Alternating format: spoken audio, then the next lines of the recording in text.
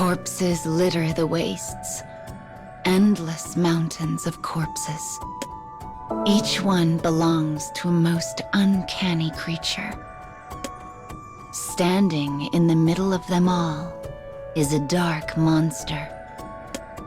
The bodies look much like himself, but he pays them no mind as he drags from them what he desires. It is dreams, you see. He craves dreams. To monsters such as himself, there is nothing more sublime. He inhales the dreams and growls in anger. Is that all? He angrily hurls the bowl away from him and watches it shatter with a terrible sound. The echo in the wastes lasts a lifetime, as though urging him forward. What a trifling dream. I could eat 1,000,000 like it and still not be satisfied. Ah, but something has heard his grumbling, and from behind a nearby rock comes a sneaking voice. I have something to tell you, it says as a set of eyes peer out from the darkness. I believe I could be of great service to you. Now come, tell me your story. Despite how the eyes glint in the shadows, the dark monster senses no life behind them. Though he is doubtful, starvation spurs him forward. His problem will not be solved without risk. Come now. Slowly, the dark monster approaches the pair of glimmering eyes.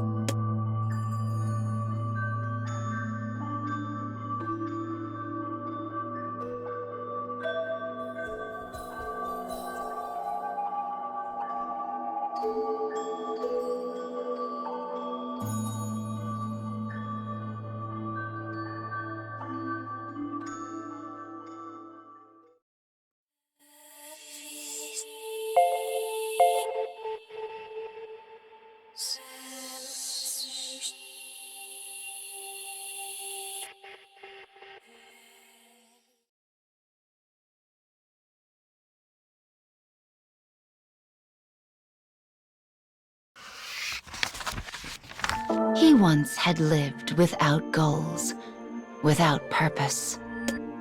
The dark monster was drawn to the brilliant dreams other monsters had. He desired them so intensely. It was a hunger, a pain, a rage. Unable to fight against the impulses deep within himself, he finally attacked other monsters, his own kind. He forced down any that resisted and devoured their stolen dreams. The first time he did so, his hollow heart exploded with overwhelming bliss. It was a rich sense of satisfaction, paralyzing in its intensity. Almost as if the desires from the original owners of the dreams were a seasoning for his own. And as he ate, a thought occurred to him. I wish to become human. This thought, this desire, was an instinctual one for monsters of his kind. He instantly understood that his wish could come true if he ate a great many dreams. And once the thought was in his mind, it grew like a fever. More, more. I must eat more. The dark monster gave in to his basest impulses and rushed forward. He would find those of his kind, steal their dreams, and consume them all.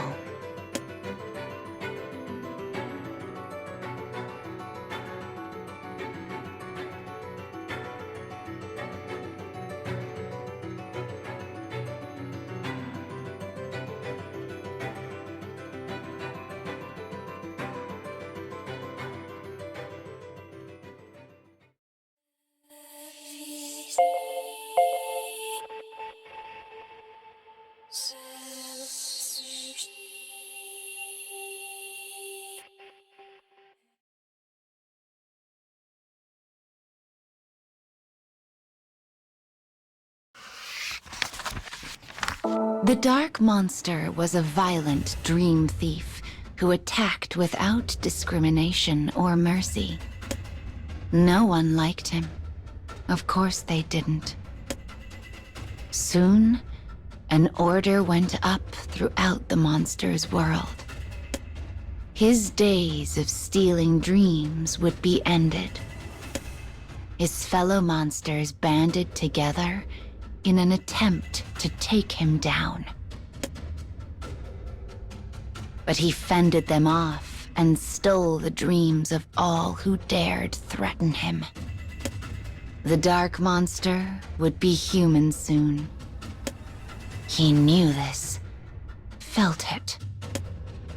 But as his conviction grew, the seasoning of the stolen dreams grew ever more bland. He remembered how delightfully sweet and filling they had been at first. But now, they were ashes in his mouth.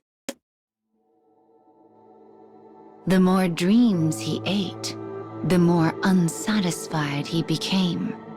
It was as if he were starving while surrounded by plenty.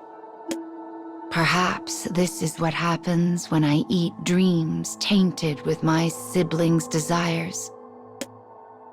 The Dark Monster finally understood. No amount of poor quality dreams could ever turn him human. And when he arrived at that realization, the small flicker of hope within finally went out.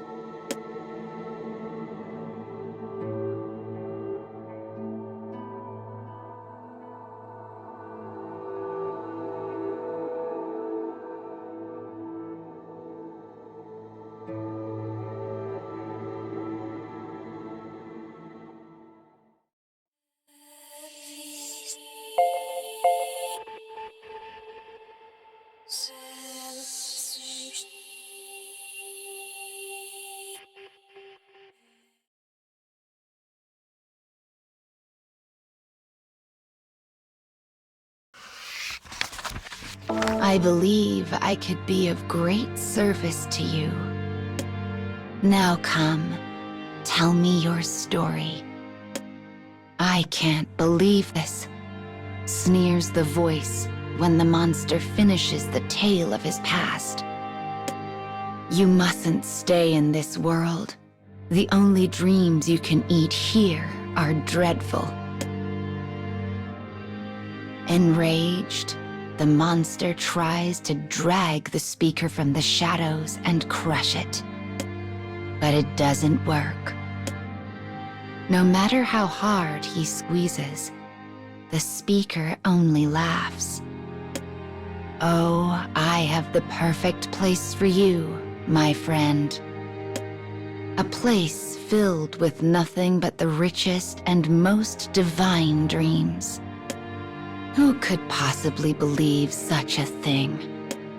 But the monster has no other choice. Still, he is wary of the speaker, this thing that calls himself Carrier. He angrily threatens him with death if the plan is a trick. But Carrier only giggles with delight.